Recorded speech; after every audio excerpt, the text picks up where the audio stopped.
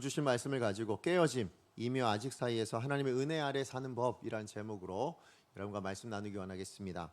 우리 지난주에 사울이 이제 죽음으로 인해서 다윗이 애통해하고 또 애가를 지어서 온 이스라엘 백성들과 함께 슬퍼했던 내용에 대해서 우리가 잠시 살펴봤습니다. 드디어 사울이 죽게 되었습니다. 사울의 죽음은 어찌 보면 다윗에게 있어서 개인적으로도 의미가 있겠고 또 국가적으로도 의미가 있었던 사건이다라고 말할 수 있습니다.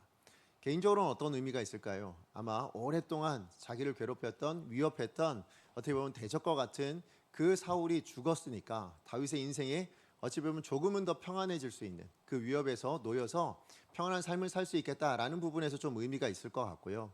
자, 그런가 하면 국가적으로는 어떤 의미가 있겠는가? 왕이 죽었습니다.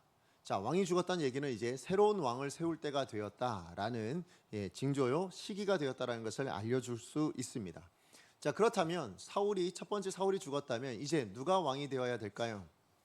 우리가 기대하는 바로는 아마 다 다윗이다라고 생각할 수 있을 것 같습니다. 왜 다윗이라 생각하냐면 하나님께서 사울을 왕으로 삼으신 걸 후회하셨을 때 이미 누구를 왕으로 세우기로 결정하셨어요? 다윗을 왕으로 세우기로 결정하셨고, 그래서 그가 소년이었을 때 하나님께 사무엘을 보내셔서 그에게 기름 부었지 않습니까? 자, 그런데 그가 이어서 바로 왕이 되진 않죠. 사울이 살아 있었으니까. 그리고 그 다윗은 이제 어떻게 됩니까? 도망자의 신세를 살게 되었죠. 그러나 그 과정 안에서 다윗도 이제 사울이 죽고 났기 때문에 그 이후에 다윗은 이제 어린아이가 아닙니다. 더 이상 소년이 아니고 이제 장년으로 성장하였고요. 또 그 도망자의 그 과정 안에서 만났던 많은 동력자들을 얻었고 또 사실은 지지자들도 얻게 되었습니다. 자, 그러니까 이제 다윗이 왕이 된다라는 건 어떻게 보면 당연한 수순이다라고 말할 수 있을지도 모르겠습니다. 자, 그런데요, 오늘 우리가 읽었던 이 본문에 보면 다윗이 이스라엘의 왕으로 세워지는 것이 그리 순탄치만은 않았다라는 것을 알 수가 있습니다. 우선 다윗이요, 온 이스라엘의 왕으로 세워지지 않았다라는 것을 우리가 보죠. 여러분, 유다 한 지파의 왕으로만 지금 세워졌습니다. 그리고 나머지 이스라엘 11지파는 다윗을 왕으로 인정하지 않고 있습니다. 지금 이스라엘 백성들 중에요, 유다 지파만 다윗을 왕으로 인정하여서 그를 기름 부어 왕으로 세웠는데 그렇게 왕으로 지낸 지가 7년 6개월이 되었다라고 이야기를 합니다. 자, 그런데 여러분, 사실 이 다윗이 유다 왕이 되었을 때 그러면 이스라엘에 그럼 나머지 11지파에는 또 다른 왕이 있었냐? 그러지 않습니다. 그러면 사실 한 5년 정도는요 그냥 있었어요. 그냥 아무런 왕도 세우지 않고 다만 다윗이 왕 되는 건 인정하지 못하겠다라는 생각으로 그냥 그렇게 지냈습니다. 자, 그런데 다윗이 왕으로 있을 때 어떤 일들을 했냐면 오늘 본문에 대표적인 얘기가 나오는데 그 주변에 이제 왕권을 강요하기 위해서 여러 족속들과 이제 친화를 맺으려고 합니다. 특별히 이스라엘 민족 안에 오늘 본문에는 누가 나옵니까? 길르앗 야베스 족속이라는 족속이 나옵니다. 근데 이 길르앗 야베스는 어떤 족속이냐? 사울이 왕으로 되어 있을 때 그 사울에게 은혜를 입었던 족속이에요. 그래서 사울을 쫓았던 족속입니다.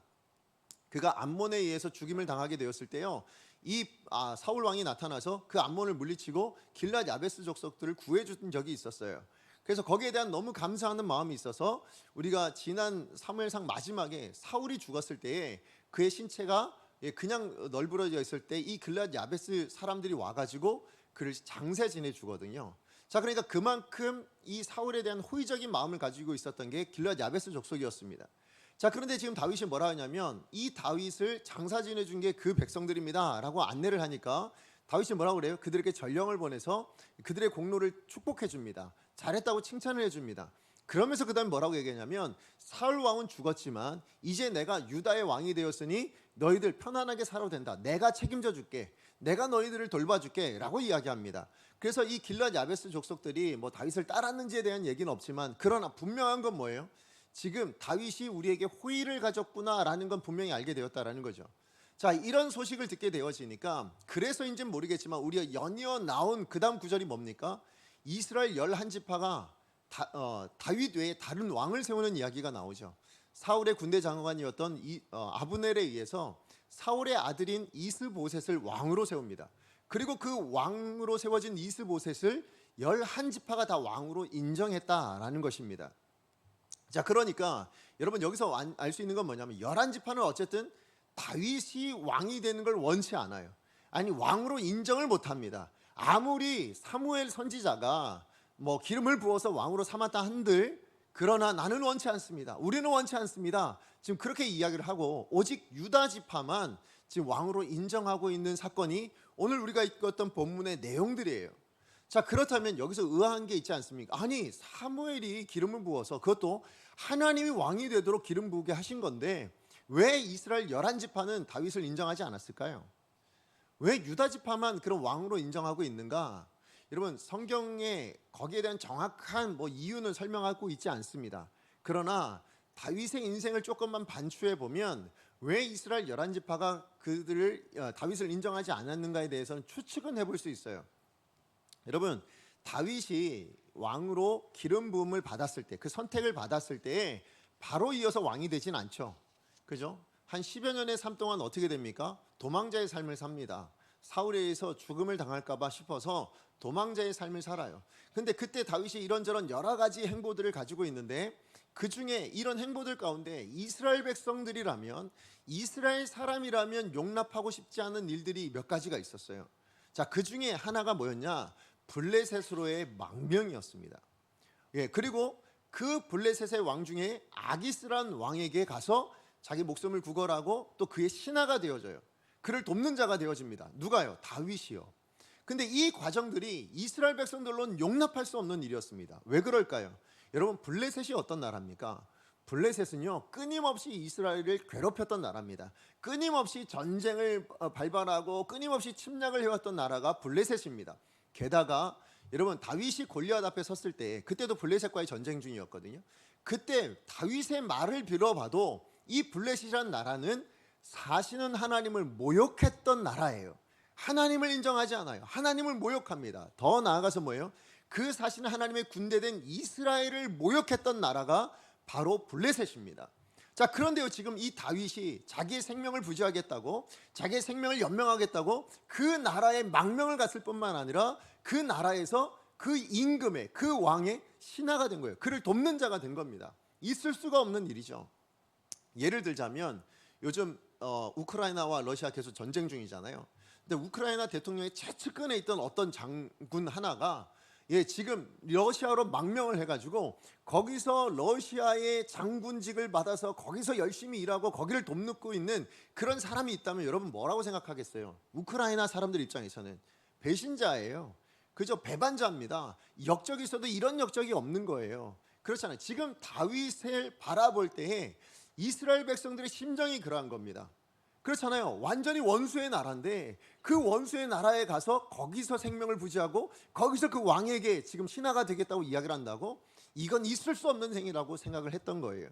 게다가 다윗이 이렇게 망명하게 된 것도요, 신앙적으로도 그렇게 옳은 행동이 아니었습니다. 무슨 얘기냐면 여러분, 다윗이 처음에 여러분 우리가 아는 다윗의 모습은 뭡니까? 골리앗 앞에 당당하게 달려나갈 수 있었던 이유가 뭐예요?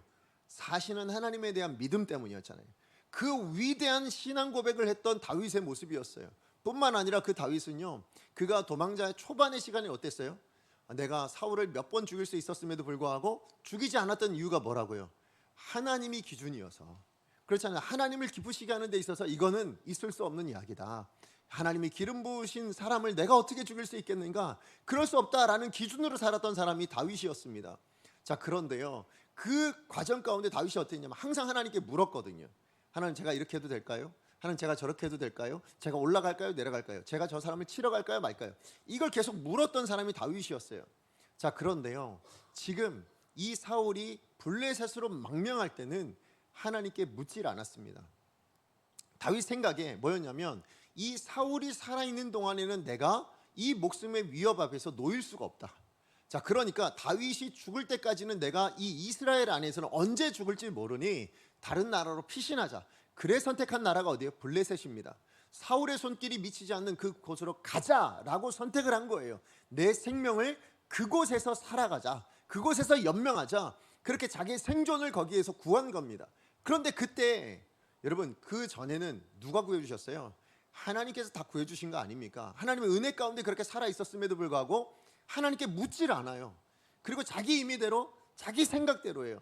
내가 살기 위해서는 블레셋이어야만 한다 라는 생각으로 망명하게 되었다라는 것이죠. 그리고 가서는 뭐라고 하냐? 더 이상 하나님께 은혜를 구하지 않고 그 세상 왕, 어떻게 보면 하나님을 모욕했던 그 왕에게 가서 은혜를 구합니다. 제 생명을, 제 생존을 책임져 주십시오라고 은혜를 구해요. 자, 사무엘상 27장 5절 말씀이에요. 우리 같이 한번 읽어봅니다. 시작. 다윗이 아기스에게 이르되 바라건대 내가 당신께 은혜를 입었다면 지방 성읍 가운데 한 곳을 내게 주어 내가 살게 하소서.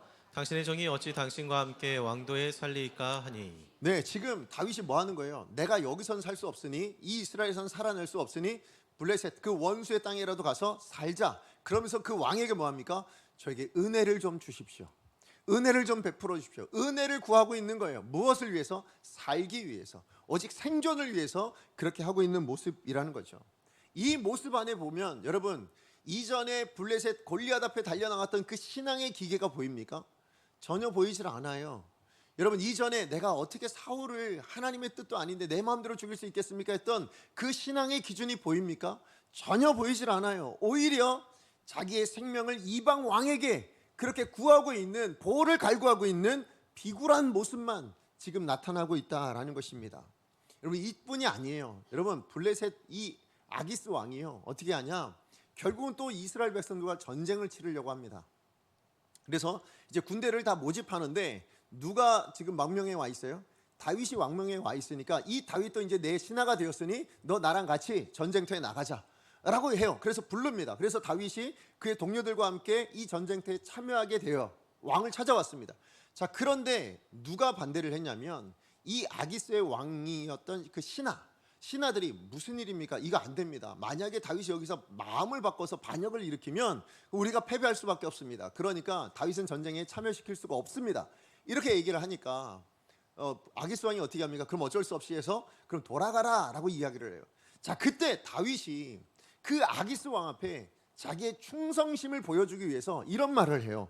자, 29장 8절 말씀입니다. 우리 같이 한번 읽어보겠습니다. 시작. 다윗이 아기스에게 이르되 내가 무엇을 하였나이까. 내가 당신 앞에 오늘까지 있는 동안에 당신이 종에게서 무엇을 보셨기에 내가 가서 내 주 왕의 원수와 싸우지 못하게 하시나이까 하니. 지금 다윗이 충성심을 보여주기 위해서 뭐 하고 있는 거예요? 지금 내 주 왕의 원수와 왜 내가 싸우지 못하게 만듭니까? 라고 얘기해요. 항명을 하고 있는 거예요. 왜 그러시는 거예요? 라고 얘기하고 있는 겁니다. 그런데 여기서 보면 여기 나오는 내 주 왕의 원수가 누굽니까? 누구랑 전쟁하러 모인 거예요? 이스라엘이랑 전쟁하러 모인 거예요. 이스라엘이 누군데요? 유다의 지파입니다. 그러니까 다윗의 지파입니다. 그죠? 자기의 나라입니다. 자기 민족이에요. 자기 사람들이에요. 근데 그들을 향하여 뭐라고 얘기합니까? 원수라고 지금 표현하고 있는 거예요. 누구한테 잘 보이려고? 아기스 왕에게 잘 보이려고요. 왜요? 거기서 내가 살고 있으니까, 거기서 내 생명을 얻어야 되겠고, 거기서 내가 이익을 얻어야 되겠으니 이 왕 앞에 잘 보이기 위해서 자기 민족이라도 원수라고 말할 수 있는 그런 다윗의 모습을 보여주고 있다라는 것이죠. 여러분, 이런 이야기들을 이스라엘 백성들이 들었다면 여러분, 과연 왕이라고 인정할 수 있을까요? 없죠. 아무리 이전에 왕으로 기름 부음을 받았다 할지라도, 그게 우리가 인정하는 사무엘에게 받은 기름 부음이라 할지라도, 아니 하나님이 인정하셨다 할지라도 지금 이 10여 년의 이 행적들을 돌아보면 왕감이 아니잖아요. 그렇죠. 어떻게 이 사람이 왕이 될 수 있습니까? 우리 나라를 반역하고 하나님을 모욕했던 저 땅에 들어가서 자기 목숨을 연명하고 심지어 우리를 원수라고 말하고 있는 이 다윗을 어떻게 우리 왕으로 인정할 수 있겠습니까? 이스라엘 백성들로서는 용납할 수가 없는 거예요. 게다가 더 나아가서 여러분, 다윗이 그 다음에 그 블레셋에 살고 있는 동안에 어떻게 했냐면 그가 여러 작은 민족들을 약탈을 하며 살아요. 그래서 그 약탈에서 받은 전리품들이 있잖아요. 근데 그 전리품들을 어떻게 하냐면 이 다윗이 유다 족속 자기 친구 장로들, 그리고 유다 족속 여러 지방에다 다 보내줍니다. 왜 그랬을까요? 이 부분에 있어서 우리 많은 학자들이 이야기하는 건 뭐냐면, 다윗이 내가 이 지방에 와 있지만, 내가 블레셋으로 넘어와 있지만 자기 족속에게만큼 뭐예요? 내가 반역자가 아니다 라는 걸 남겨주고 싶었던 거예요. 내가 여기 와서 나쁜 짓 하려고 온 게 아니고 내가 너희를 위해서 이곳에 온 거야. 난 이곳에서도 너희를 위해서 일하고 있어. 이런 모습을 보여주려고 그래 했다라고 이야기합니다. 그래서 유진 피터슨이라는 목사님이 쓰신 사무엘 강해를 보면 이 전리품이 유다 지파의 많은 이들에게 다윗에게 감사하는 마음, 정말 힘들고 어려운데 이런 많은 물품을 보내주다니 너무 좋은 사람이야 라고 생각하게 만들었고요. 뿐만 아니라 그래서 다윗을 지지하는 사람들이 많아졌다라고 이야기를 하고 있습니다. 자, 그러니까 여러분, 왜 유다 지파는 다윗이 시글락에서 돌아와서 유다로 들어왔을 때 왕으로 세웠는지 아시겠죠? 예, 이 전리품이 그런 역할을 했다라는 거예요.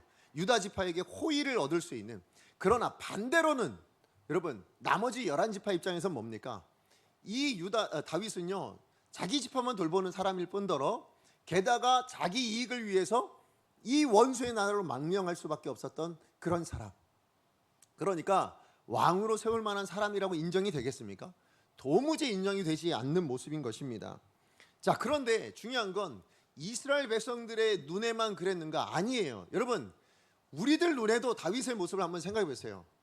우린 다윗 하면 보통 뭘 떠올리냐면 하나님 마음에 합한 사람, 아니면 골리앗 앞에서 그렇게 신앙의 고백을 가지고 달려나가서 승리했던 사람, 우린 이런 다윗을 생각하잖아요. 근데 제가 지금까지 말씀드렸던 다윗의 모습을 보면 하나님의 마음에 합하다고 생각이 되세요?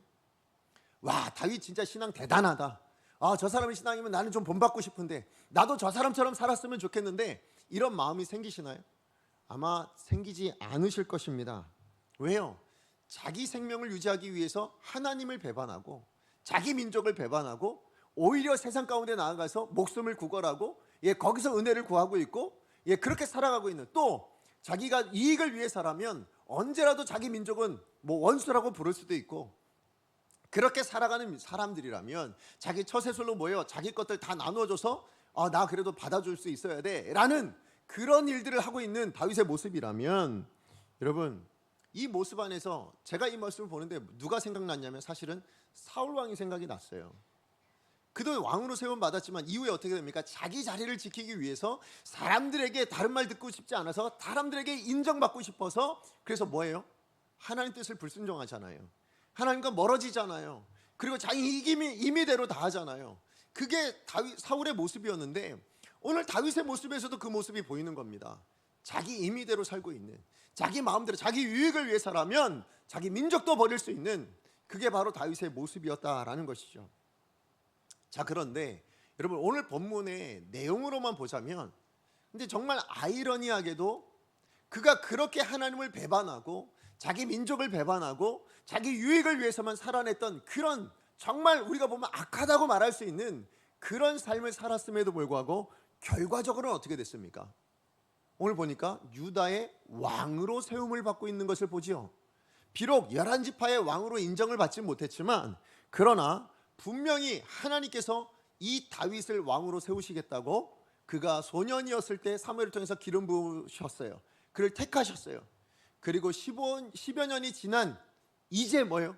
그것이 이루어지고 있는 모습을 보게 됩니다. 여러분, 여기서 우리가 알 수 있는 게 뭘까요? 다윗의 인생만 보자면 그는 점점 망가져가는 인생인 것 같지 않아요? 그렇죠. 처음에는 그렇게 신앙도 좋았고 그렇게 기세도 좋았어요. 그래서 정말 하나님의 기준대로, 하나님이 기뻐하시는 대로 그것이 내 삶의 우선순위다 생각하고 그렇게 살아냈던 사람이 다윗이었지만, 그러나 시간이 지나고 세월이 지나면 지날수록 뭐예요? 자기 생존이 우선이 되어져 간 사람, 자기 만족을, 자기 이익을 위해서라면 세상과도 언제라도 손을 잡을 수 있고 그 앞에 무릎을 꿇을 수 있는 사람으로 망가져가는 게 다윗의 인생인 것 같아요. 그런데 그런 인생 가운데서도 하나님은, 다윗을 향한 하나님의 뜻은 이루어져 가고 있더라를 발견할 수 있다는 거예요. 그렇죠. 다윗은 철저하게 망가져 있고 하나님으로부터 멀어져 가고 있는 것 같은데요, 그런데 그 과정 안에서 하나님은 다윗을 향한 하나님의 뜻을 꺾지 않으시더라. 다윗을 향한 하나님의 계획을 포기하지 않으시더라. 오히려 다윗을 향한 하나님의 뜻을 이루어내고 계시더라. 이걸 우리가 지금 발견할 수 있다라는 것이죠. 자, 그렇다면 이 본문의 내용을 통하여서 여러분, 우리를 향한 하나님 아버지의 마음은 뭘까? 오늘도 아까 읽었던 베드로전서 말씀으로 보자면 우리는 왕 같은 제사장으로 선택을 받았잖아요. 그런데 우리의 삶을 한번 돌아보자고요. 우리 삶은 어때요? 정말 왕처럼 하나님이 인정하실 만큼의 그런 신앙의 기계를 가지고 그렇게 우리가 살아냈는가? 그러지 못하잖아요. 그런 우리 인생을 향한 그럼 하나님 아버지의 마음이 무엇인가? 오늘 본문을 통해서 그 하나님의 마음, 그 진리를 좀 깨닫기를 원합니다. 자, 두 가지로 좀 나눌 건데요. 자, 첫 번째는 뭐냐면 하나님은 철저한 깨어짐을 통해서 회개와 순종을 준비하게 하시고 그래서 은혜 아래 사는 인생이 되도록 만들어 주신다라는 겁니다. 지금 다윗이 사울을 피해서 살았던 그 10여 년의 생활, 그죠? 도망자로 살았던 그 10여 년의 생활을 어찌 보면 우리는 이렇게 얘기할 수 있는 사람들이 있어요. 우리도 그럴 수 있다고 생각하는데 뭐냐면 하나님이 왕으로 훈련시키는 기간 아니었겠느냐라고 생각할 수 있죠. 마치 요셉이 총리로 되기 위해서 세우시기 위해서 그가 노예로 팔렸던 것처럼, 아니면 모세가 그 민족의 지도자가 되기 위해서 왕으로서의 왕자로서의 것들을 다 포기하고 광야에서 40년을 살아야 됐던 것처럼 그런 훈련의 기회가 되지 않겠느냐라고 생각할 수 있어요. 그런데 여러분, 훈련이라고 한번 생각을 해보시면, 자, 훈련은 왜 훈련을 받습니까? 어제보다 오늘 실력이 나아지기 위해서 훈련받는 게 훈련이잖아요. 훈련의 목적은 뭐냐면 조금씩 좋아지는 게 훈련의 목적이에요. 그렇지 않습니까? 어제보다 오늘 더 나아지고 오늘보다 열심히 훈련해가지고 내일은 더 나아진 모습으로 서겠다. 이게 훈련의 목적입니다. 자, 그러고 보면 다윗의 인생은 진짜 훈련이라 말할 수 있겠냐는 거예요. 그럴 수 없지 않습니까? 게다가 하나님께서 다윗을 뭐로 세우기로 결정하셨어요? 왕으로 세우기로 결정했어요. 자, 그렇다면 왕이 되기 위해서 필요한 훈련은 뭘까요? 군왕이라면 이 정도의 인품을 가져야 되고요. 군왕이라면 이렇게 살아야 되고, 군왕이라면 백성들 아니면 군대는 이렇게 다스리고 그렇게 돌볼 수 있어야 됩니다. 이런 것들을 배워야 될 것 같은데, 그럼 훈련이 그런 훈련이 아니잖아요. 게다가 그래서 다윗이 조금씩 더 나아졌냐? 그것도 아니에요. 뭐요? 망가지는 인생 아닙니까? 가장 좋았을 때가 언제라고요? 그가 목동이었을 때입니다. 골리앗 앞에 섰을 때예요. 도망자 초반의 시대입니다. 그가 도망자의 신세가 되고 될수록 뭐예요? 점점 망가지고 하나님과 멀어지기 시작하더니 하나님을 배반하여 블레셋으로 넘어가서 그 아기스 왕을 위하여 일하고 있는, 거기서 은혜를 구하며 살아가고 있는 그런 다윗의 모습이라면 그 10여 년의 세월은 훈련의 기간이라기보다는 오히려 뭐예요? 망가지는 기간이에요. 망쳐지는 기간이에요. 점점 하나님과 멀어지는 기간이었다라고 밖에 말할 수 없다라는 것이죠. 심지어 여러분, 사무엘상 30장 말씀에 보시면 다윗이 가장 밑바닥의 인생을 경험하게 되는 처참한 순간을 만나게 됩니다. 그게 뭐냐면 다윗이 블레셋으로 넘어간 이유는 뭐예요? 생존 때문에 넘어간 거예요. 그죠? 자기와 함께하는 그 모든 사람들과 함께 이곳에서 잘 살아보겠다, 죽지 않고 살아보겠다, 그게 목적이었어요. 그런데 여러분, 그때 어떤 일이 일어나냐면 아까 말씀드렸듯이 지금 아기스 왕이 전쟁을 일으키겠다 이스라엘과 했을 때 이 다윗과 그 동료들이 왕의 부름을 따라 먼저 왕에게 나아갔습니다. 그리고 나가고 나니까 시글락에는 가족들밖에 남아있지 않았어요. 그의 식소들밖에 남아있지 않았어요. 자, 그러니까 어쨌든 우여곡절 끝에 근데 이제 전쟁을 안 치르고 이제 돌아올 수 있게 되었잖아요. 근데 돌아왔는데 어떤 일이 있었느냐? 아말렉이라는 나라가 쳐들어와 가지고는 그 시글락에 있던 다윗의 가족이며 식솔이며 모든 것을 다 빼앗아서는 그냥 자기 나라로 돌아가 버린 겁니다. 거기 무방비 상태잖아요. 그러니까 다 뺏겨 버린 거예요. 자, 그렇게 해서 돌아와 보니 이건 정말 낙심이죠. 낭망이죠. 이 좌절이죠. 너무 비참한 상황인 거예요. 가족이 아무도 남아있지 않습니다. 식솔이 아무도 남아있지 않아요. 게다가 더 큰 문제는 뭐냐? 거기에 누가 이 함께했던 그 10여 년을 함께 동고동락하며 다윗을 따라왔던 그 동료들이 뭐예요? 다윗을 돌로 쳐 죽이려고 하는 상황이 일어난 거예요. 자, 그러니까 다윗의 인생이 뭐냐면 이런 문제, 이런 어려움이 없는 거예요. 왜요? 다윗이 왜 블레셋 갔는데요? 거기서 살려고 간 거 아닙니까? 거기서 이 가족들과 자기가 함께하는 동료들과 잘 살아보려고 갔다고요. 그런데 그 땅에서 만난 일은 뭡니까? 결과적으로 나타난 건 뭐예요? 가족도 잃어버리고, 그의 동료들도 잃어버리고, 심지어는 자기 자신도 지금 돌에 맞아 죽을 상황. 모든 것을 다 잘되게 하기 위해서 건너간 그 자리에서 심지어는 이방 왕에게 무릎 꿇고 은혜를 구했던 그는 그 아무런 것도 남지 않고 결국은 죽을 수밖에 없는 그런 비참한, 어떻게 보면 자기 인생의 가장 밑바닥의 상황 가운데 놓여지게 되었다라는 것이죠. 여러분, 이런 비참한 일을 겪었을 때 다윗은 어떤 마음이었을까요? 다윗은 어떤 생각이 들었을까요? 그것도 보세요. 다윗이 그렇게 블레셋으로 간 것도 자기 죄잖아요. 하나님께 묻지 않고 신앙에 따라 결정한 일이 아니니 자기가 생각해도 이거는 너무 한심한 거예요. 결국 뭐라고 생각됐을까요? 하나님이 나를 버리셨나 보다. 하나님 나를 포기하셨나 보다. 내 죄가 이렇게 커서 이것밖에 되지 않는구나. 내가 여기서 이제 죽게 되어졌구나. 이런 심정들이 일어나지 않을까요? 자, 그랬을 때 다윗이 가졌던 그 가장 비참한, 어떻게 보면 가장 깨어져 버린 자기 인생의 가장 밑바닥을 경험했을 때 다윗이 경험했던 그 마음, 그때 가졌던 마음이 뭐였는가? 자, 그게 바로 시편 51편에 나와요. 여러분, 시편 51편 3절에서 5절까지의 말씀 우리 같이 한번 읽어보겠습니다. 시작. 무릇 나는 내 죄가를 아오니 내 죄가 항상 내 앞에 있나이다. 내가 주께만 범죄하여 주의 목전에 악을 행하였사오니 주께서 말씀하실 때에 의로우시다 하고 주께서 심판하실 때에 순전하시다 하리이다. 내가 죄악 중에 출생하였으며 어머니가 죄 중에서 나를 잉태하였나이다. 아멘. 여러분, 이 시는 다윗이 범죄했을 때요, 그때 자기 인생을 돌아보며 쓴 시입니다. 그런데 이 시를 뭐라고 부르냐면 회개시라고 불러요. 회개시. 그런데 뭘 회개하고 있냐면 제가 하나님 앞에서 이런 특정한 어떤 범죄를 했습니다를 회개하고 있지 않습니다. 여러분, 오늘 읽은 내용에 보면 내가 어떤 죄를 범했습니다 이런 내용이 나오지 않아요. 뭘 회개하고 있습니까? 내가 죄를 저지를 수밖에 없는 죄인입니다를 회개하고 있어요. 제가 어떤 순간에도 하나님 앞에 결국은 무너져서 내가 죄 가운데 거할 수밖에 없는 내 안에 이 많은 죄성이 있는 것을 하나님 용서하여 주시옵소서라고 구하는 자기 죄인됨을 고백하고 있는 내용이에요. 여러분, 맞아요. 다윗이 철저하게 깨어진 그 순간에, 다윗도 뭐예요? 하나님 앞에 정말 내가 하나님을 모욕하는 저 골리앗이라도 내가 달려나가겠습니다 하는 신앙의 기계가 있었어요. 그 위대한 신앙 고백이 있었던 사람이에요. 그리고 뿐만 아니라 하나님의 뜻대로 살아야지, 하나님의 기준대로 살아야지, 자기 인생의 기준을 하나님께 두고 살았던 그 시절도 있었습니다. 그런데 시간이 지나면 지날수록 뭐예요?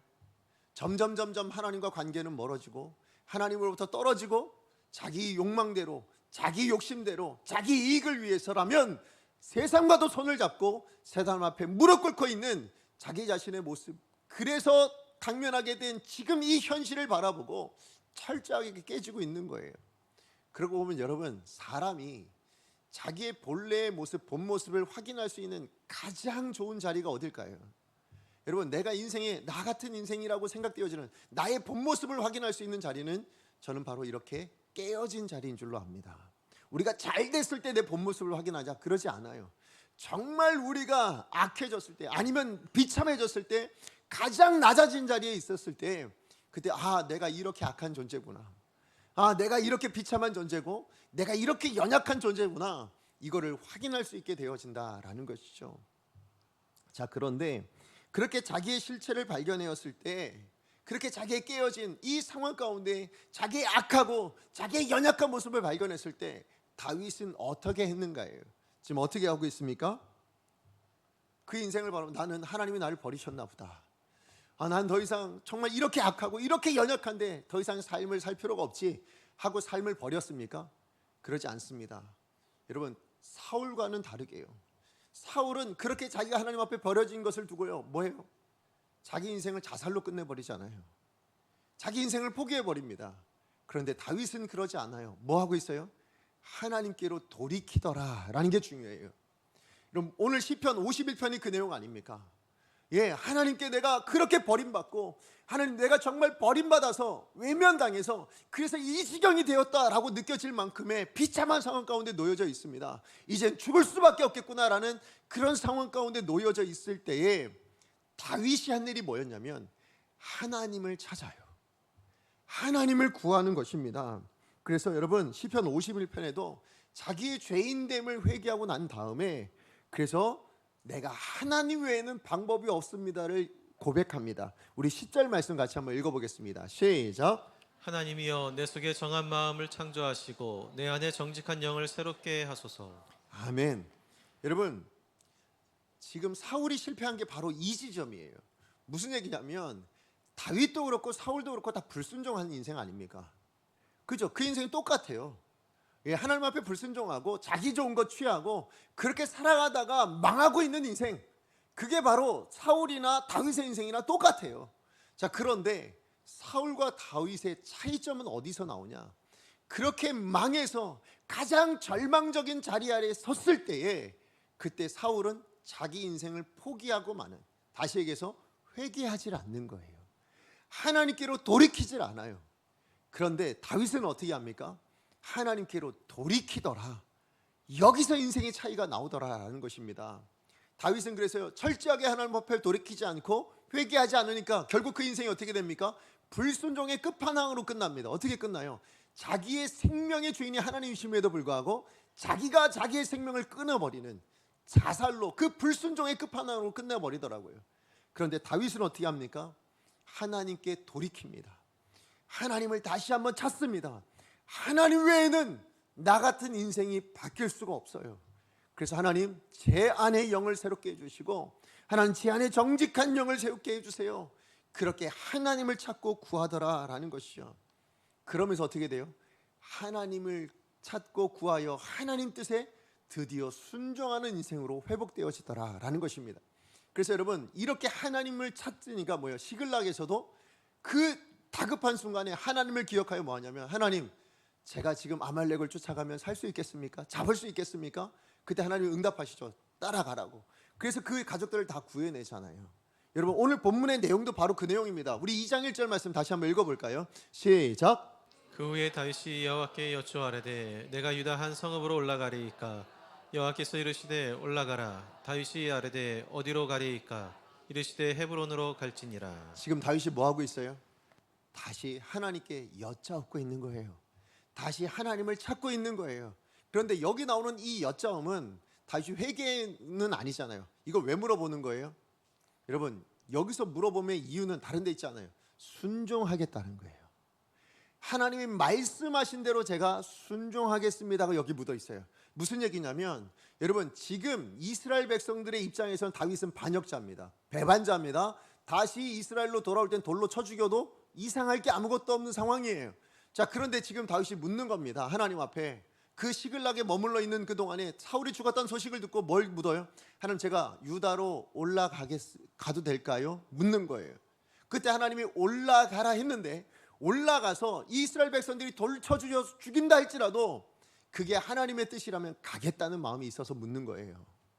그렇잖아요. 지금 아무것도 변한 게 없어요. 그냥 사울만 죽은 거예요. 이스라엘 백성들에게 자기는 배반자예요. 반역자예요. 변한 게 아무것도 없습니다. 그런데 지금 하나님께 묻는 겁니다. 제가 올라가도 되겠습니까? 다시 유다로 돌아가도 되겠습니까? 올라가라 하시면 제가 가겠습니다. 그럼 어디로 가야 됩니까? 헤브론으로 가라. 예, 제가 그리로 가겠습니다. 죽는 한이 있더라도, 예, 제가 거기서 심판받아 그렇게 하나님 내가 죽더라도 제가 하나님의 말씀이라면 순종하여 가겠습니다 라는 결단이 섰기 때문에 뭐 하는 거예요? 지금 하나님께 묻고 있는 거예요. 여러분, 다윗이 철저하게 깨지고 나서, 그가 하나님 앞에 돌이키고 나서 얻은 게 뭐예요? 드디어 순종할 수 있는 인생이 되더라라는 것이죠. 그러니까 다윗이 내가 잘나서, 내가 처음에 고백을 가졌을 때 그 고백으로 만약에 다윗이 잘했다면, 그래서 왕이 됐다면 그는 아마 이런 심정이었을 거예요. 거봐, 내가 이런 신앙을 가지고 내가 이렇게 열심히 하니까 하나님 내게 이런 복을 주시지. 그래, 내가 이렇게 하면, 내가 이렇게 열심히 살면 하나님 내게 좋은 것 주시지. 이 안에 뭐가 있어요? 내가 했다라는 게 보이잖아요. 그죠? 내가 신앙생활을 이렇게 열심히 하고, 내가 예배를 이만큼 드리고, 내가 기도를 이렇게 열심히 하고, 내가 교회 와서 이렇게 봉사를 열심히 해서 그래서 하나님이 주셨다가 아니라는 거예요. 여러분, 하나님의 은혜는 그렇게 오지 않습니다. 여러분, 오늘 다윗의 인생을 통해서 하나님께서 보여주시는 게 뭐예요? 하나님 뭘 가르쳐 주십니까? 여러분, 우리 인생이 어떠하든 하나님이 택하신 사람은 하나님의 은혜 아래 있다. 이걸 보여주고 있는 거예요. 그가 잘하고 못하고 중요하지 않아요. 하나님이 그를 왕으로 세우시고 선택하셨기 때문에 다윗에게 왕 될 수 있는 은혜를 베풀어 주시더라. 그가 망하고 있었고 실패하고 있었고 하나님으로부터 점점 떠나고 있었음에도 불구하고 하나님은 하나님의 뜻을 이루어내고 가시더라. 그걸 지금 오늘 우리에게 보여주고 있습니다. 여러분, 우리 인생도 마찬가지예요. 여러분 우리가 하나님 앞에서 하나님 저 처음 우리 믿었을 때는 감사하고 감격에 차서 어느 때라도 내가 하나님 뜻이라면 굴복하지 않고 내가 정말 세상 가운데 타협하지 않고 그렇게 살겠습니다 했지만 정작 여러분의 삶은 어떠세요? 그러면서 여러분 안에 드는 마음 뭐예요? 내가 이렇게 실패하고 내가 이렇게 악하면 하나님 나한테 또 벌을 내시는 거 아니야? 하나님 나한테 이렇게 어려움을 주시는 거 아니야? 그런 두려움 가운데 살아가고 계시지 않으세요? 아니요. 여러분, 여러분을 향한 하나님 아버지의 뜻은 은혜인 줄 여러분 믿으시기 바랍니다. 그것이 깨어짐의 순간이라 할지라도 여러분 은혜인 줄 여러분 믿으시기 바랍니다.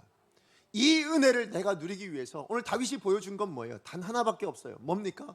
하나님께로 돌이켰다 해요. 세상을 바라보고 세상 가운데 있다가도 그것이 너무너무 멀어져서 결국은 가기에 가장 최악의 밑바닥의 인생이 되어서 정말 하나님 나를 외면하신 건 아닌가라는 싶은, 하나님이 내게 징계 내리신 것은 아닌가 싶은 그런 상황 가운데서도 다윗이 잘한 것은 오직 하나밖에 없어요. 하나님을 그 순간에 바라봤다. 그 순간에 하나님을 찾았다. 이거 외에 없는 거예요. 여러분, 그러므로 오늘 저와 여러분 우리 인생에도 하나님 기대하시는 건 뭘까요? 여러분 우리가 열심히 사는 거 좋아요. 맞아요. 우리 최선을 다해서 정말로 우리가 하나님을 위해서, 하나님 영광을 위해서 신앙을 가지고 살아내는 거 좋아요. 그러나 그러지 않은 순간에도 여러분 우리에게 가장 원하시는 건 뭐냐? 그 순간에 하나님을 기억하길 원하세요. 그러니까 우리에게 원하시는 건 뭐냐? 여러분 어느 순간에도 여러분 하나님께로 돌이키는 인생 되시길 축복합니다. 매일매일 순간순간마다 하나님께 돌이키고 하나님께 돌이키고 하나님께 돌이킬 때에 여러분 인생을 향한 하나님의 은혜, 여러분을 부르셨을 때 그 하나님의 뜻, 그 계획하심이 이루어져 가고 있음을, 그 삶의 자리로 하나님이 인도하여 가실 것임을 여러분 믿으시기 바랍니다. 여러분 우리가 돌이켜야 은혜 받는 거예요. 가장 깨어짐의 그 순간이 어찌면 이렇게 돌이킬 수 있는 순간임을 기억하시고, 그래서 뭐예요? 깨어짐이 은혜다. 여러분 믿으시기 바랍니다. 그 깨어짐 가운데 그러나 깨어졌다라는 게 은혜가 아니고요, 그 깨어짐을 통해 하나님께 돌이키는 자가 은혜인 거예요. 여러분 우리 인생 안에 이 돌이킴이 가득한 저와 여러분의 삶이 되어지기를 간절히 축복합니다. 자, 그런가 하면 두 번째로 우리가 기억해야 될 건 뭐냐면 이미와 아직 사이에 주어진 이 현실 가운데 우리가 최선을 다해 살아내야 된다. 이 삶을 포기하지 말라는 거예요. 우리에게 주어진 삶을, 이 하루를 정말 하나님 주신 하루인 줄 알고 우리가 열심히 살아가야 된다는 거예요. 4절 말씀 우리 같이 한번 읽어봅니다. 시작. 유다 사람들이 와서 거기서 다윗에게 기름을 부어 유다 족속의 왕으로 삼았더라. 여러분 다윗이 왕으로 선택받은 건 언제예요? 그가 소년이었을 때라고 제가 말씀을 드렸어요. 자, 그렇게 선택을 받았으면 그럼 다윗의 인생은 왕으로서 차근차근 잘 준비가 되어졌습니까? 아니죠. 그의 삶엔 어려움이 가득했어요. 초반에야 골리앗을 물리치고 너무 좋았죠. 그러나 그의 인생은 점점 어떻게 보면 나빠지고 어려워지고 힘든 문제들, 결국 사울에 의해서 도망자의 신생을 살 수밖에 없었어요. 그리고 오늘 본문에 드디어 10여 년이 지난 다음에 왕으로 세움을 받습니다. 그럼 왕으로 세움 받았으니까 그 인생은 이제 화려하고 좋고 그렇게 아름다운 걸로 변화되어졌냐? 그렇지도 않아요. 여러분 유다의 왕으로만 세워진 이 순간에 그가 왕이 되었을 때 어떤 일이 일어납니까? 이스보셋, 그 아브넬의 사람들과 다윗 사람 간의 전쟁이 일어나게 됩니다. 자, 그럼 이걸로 끝나냐? 그러지도 않아요. 여러분 지나서 7년 6개월이 지나면 어떤 일이 있느냐? 다윗이 온 이스라엘의 왕으로 세워집니다. 자, 그러면 그렇게 온 이스라엘 왕이 되어졌으니 이제 다윗의 인생은 형통하리라, 다윗의 인생은 잘 되리라, 그런 인생이었나요? 아니요. 그의 아들들이 자기 왕위를 찬탈하기 위해서 그렇게 애쓰는 그 상황 가운데 얼마나 어려운 일들 뿐만 아니라 그 과정마다 전쟁이 일어나고 있었거든요. 여러분 그러고 보면 여러분 우리가 다윗의 인생을 보면 왕으로 선택받아도 어려움이 있고, 그죠? 다윗에게 주어진 현실은 그가 왕이 되었어도 전쟁은 여전히 일어나고 그 아픔과 어려움은 여전하더라. 그게 바로 다윗의 현실이었다라는 거예요. 이런 다윗의 모습이 오늘 저와 여러분 우리의 모습과 똑같지 않은 거예요. 여러분 우리가 구원받았을 때 기대한 건 뭐냐? 잘 되리라 아닙니까? 우리는 대로를 걸어갈 수 있다. 하나님이 길을 쫙 뚫어 놓으셔서 우리는 그 길을 향해 이제 어떤 어려움도 없이 걸어갈 거라 생각하지만 막상 신앙생활 시작해보니 어떠세요? 문제투성이입니다. 어려운 일투성이에요. 왜 이렇게 안 되는 일도 많고, 왜 이렇게 내 삶 하나도 바꿔내지 못하는지, 왜 나는 이런 결심 하나도 지켜내지 못하는지, 그래서 어려움을 겪고 힘든 일을 겪고, 어제도 오늘도 그러지 않으세요? 여러분, 오늘도 어쩌면 이 예배 끝나고 돌아가는 그 삶의 현실이 그렇게 녹록지 않아서 걱정이 되고 근심이 많은 분들이 많으실 줄로 압니다. 그게 우리의 현실이에요. 아니, 과거에 그렇게 우리를 구원하신 하나님이 계신데, 그 능력이 있는데 왜 하나님이 지금 나를 그냥 내버려 놓으시는 걸까? 이런 생각이 들지 않으세요? 그런데 여러분, 우리에겐 또 어떤 일이 있느냐? 우리는 하나님의 나라가 있잖아요. 그죠? 반드시 그 하나님의 나라가 올 거잖아요. 그런데 그런 소망까지도 하나님께서 주셔놓고, 왜 우리에게 주어진 이 현실은 내 마음대로 안 되고 내 뜻대로 안 되고 이렇게 힘들고 어려운 현실을 주셨느냐? 그렇다면 이거는 내 잘못이고, 아니면 뭐 세상 마음대로, 세상 뜻대로, 아니 세상이 자기 뜻대로 주관을 흘러가니까 그냥 에이 될 때라, 나도 모르겠다, 이렇게 살아야 되냐? 그렇게 말씀하시지 않는다라는 거예요. 여러분, 다윗의 인생을 통해서 보여주시는 건 뭔가요? 다윗도 왕으로 선택받았어요. 그리고 왕으로 되어지는 이 순간이 있어요. 하나님의 뜻이 이루어지는 그 순간이 있습니다. 그런데 오늘 본문에도 뭐냐면 반쪽짜리 왕이잖아요. 유다 지파만의 왕이 되었어요. 11지파에게는 인정받지 못하는 그런 왕이 되었습니다. 그러나 7년 6개월이 지나면 뭐예요? 온 이스라엘의 왕으로 세워지게 될 것입니다. 그 하나님의 뜻은 반드시 이루어질 것입니다. 그러나 그 안에 있는 내용은 뭐예요? 어려움, 문제, 힘든 일이라는 거예요. 그러면 이 힘든 일은 하나님의 뜻과 상관없이 이루어지고 있는 일들이었냐? 그러지 않다는 걸 우리가 다윗의 인생을 확인했잖아요. 그죠? 그 안에 뭐가 있었어요? 하나님의 뜻이 완성되어져 가고 있더라. 그 안에 하나님의 계획이 이루어져 가고 있더라. 그게 우리에게 주어진 현실이더라. 다윗을 통해서 확인하게 되는 거 아니냐는 거예요. 그러므로 저와 여러분, 우리도 이 땅에, 우린 이미 구원받은 사람이지만, 그러나 하나님의 나라가 올 그때까지 완성되어진 건 아니에요. 그죠? 우리의 구원은 이미 이루어졌지만, 이미 우리에게는 구원받은 사람들이지만, 하나님 나라에 설 때까지 아직 완성되지 않은 주어진 현실을 살아가야 되는 사람들이라는 거예요. 이 현실을 그러면 우리가 어떻게 살아야 되냐? 임의로 내 마음대로 내 뜻대로 살면 되냐? 그게 아니라 하나님 앞에 회개하며 하나님 말씀을 순종하며, 그렇게 우리의 주어진 하루하루를 하나님의 사람답게 살아내야 될 그것, 그 최선이 오늘 우리에게 요구되어지고 있다. 그래서 여러분, 오늘 하루 안에 그렇게 우리가 살아낼 때 우리 삶 안에 뭐가 흐르고 있어요? 하나님의 계획하심이 이루어져 가는 그 하나님의 은혜가 흘러가고 있더라를 확인하게 되실 줄로 믿습니다. 우리의 하루하루는요, 여러분, 하나님의 계획과 하나님의 은혜 위에 서 있는 거예요. 우리가 볼 때는 낙심하고 멸망하고 악이 지배하고 있는 것 같고 내 죄로 그렇게 만들어져 가고 있는 것처럼 보이겠지만, 아니요. 여러분, 그 이면 안에는 하나님의 은혜가 흐르고 있더라. 하나님의 계획하심이 완성되어져 가고 있더라. 그걸 발견하실 수 있는 믿음의 눈이 저와 여러분에게 열려지기를 축복합니다. 그래서 이 이미와 아직 사이를 살아가고 있는 주어진 우리의 현실을, 그래서 우리는 어떻게 살아야 되냐? 여기에 대해서 우리 이수환 목사님이란 분이 사무엘하 강의에 이런 말씀을 하셨어요. 제가 한번 읽어드릴게요. 우리가 어떻게 살아야 되냐, 그 삶의 모습에 대해서 이렇게 말씀하시더라고요. 발은 땅에 두는 동시에 눈은 하나님을 향하는 것입니다. 손은 현실의 일에 최선을 다하는 동시에 마음은 영원한 하나님께 두는 것입니다. 이 땅의 삶의 현실에 열매를 맺는 동시에 생명과 소망과 기쁨의 뿌리는 하나님의 나라에 두는 것입니다.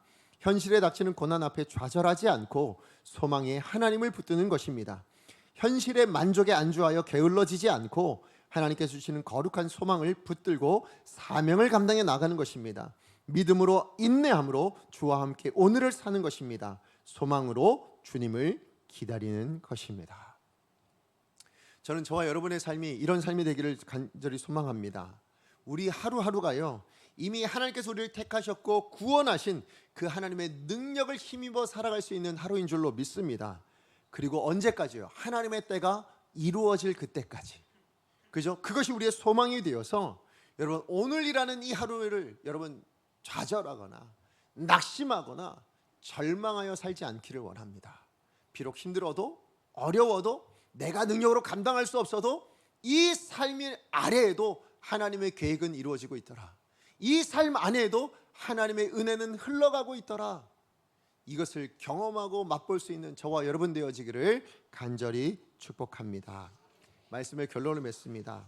우리는 다윗같이 이미 하나님의 선택하심을 받아서 구원받은 사람들이에요.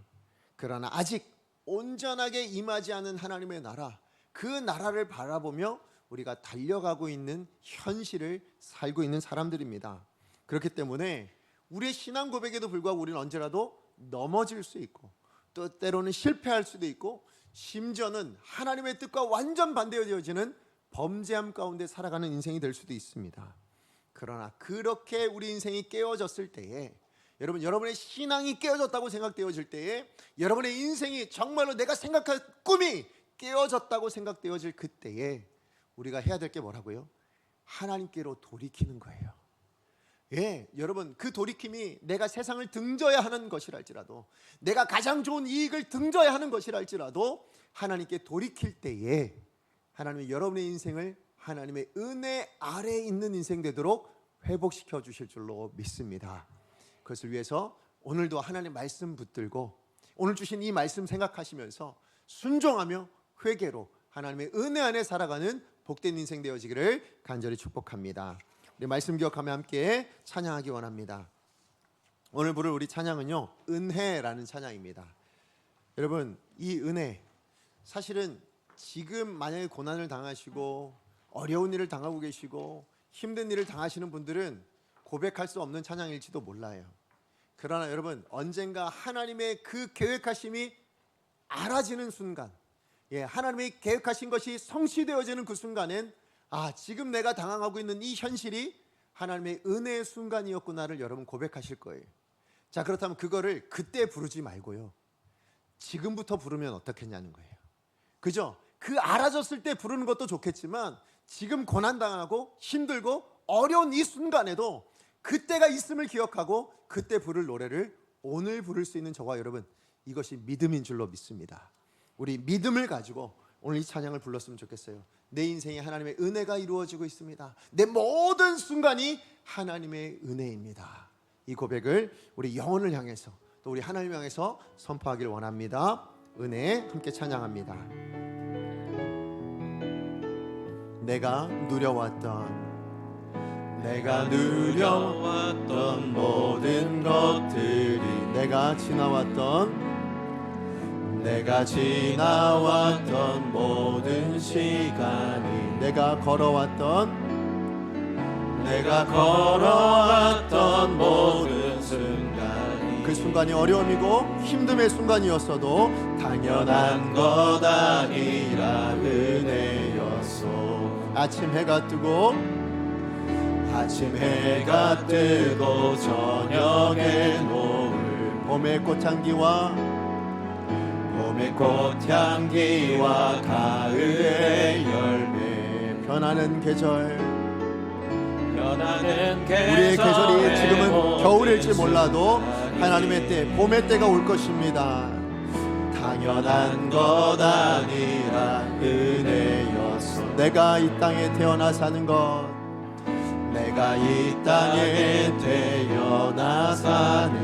하나님의 계획하신 가운데 이루어진 일입니다. 어린아이 시절과 지금까지 숨을 쉬며 살며 꿈을 꾸는 삶,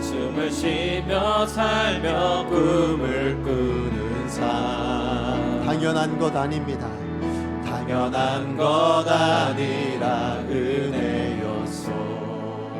내가 하나님의 자녀로, 이 수많은 인생들 가운데 우리를 하나님의 자녀로 부르셨습니다. 오늘 찬양하고 예배자로 우리를 세우셨습니다. 복음을 알고 그 복음을 증거하는 자로 우리를 불러주셨습니다. 당연한 것 아니라 하나님의 은혜입니다. 고백합니다. 우리 하나님을 향하여 모든 것이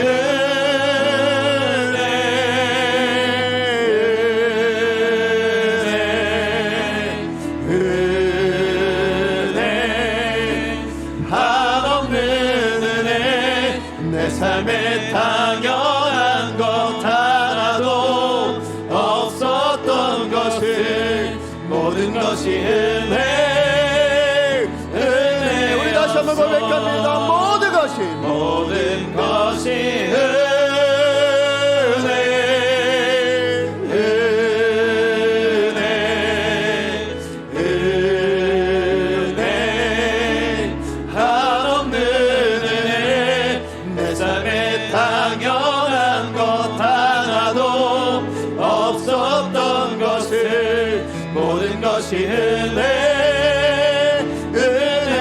한번 믿음으로 모든 것이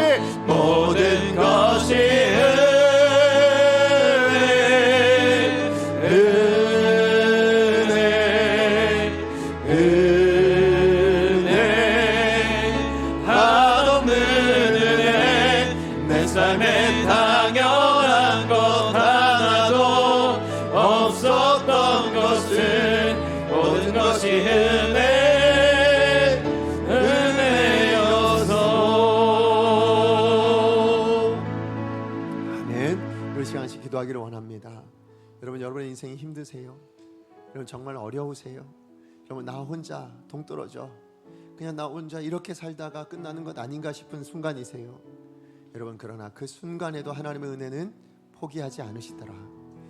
그 순간에도 하나님은 우리를 향한 하나님의 계획하심을 이루어가고 계신다. 이것을 바라볼 수 있는 믿음의 눈이 열려지는 저와 여러분 되어지기를 소망합니다.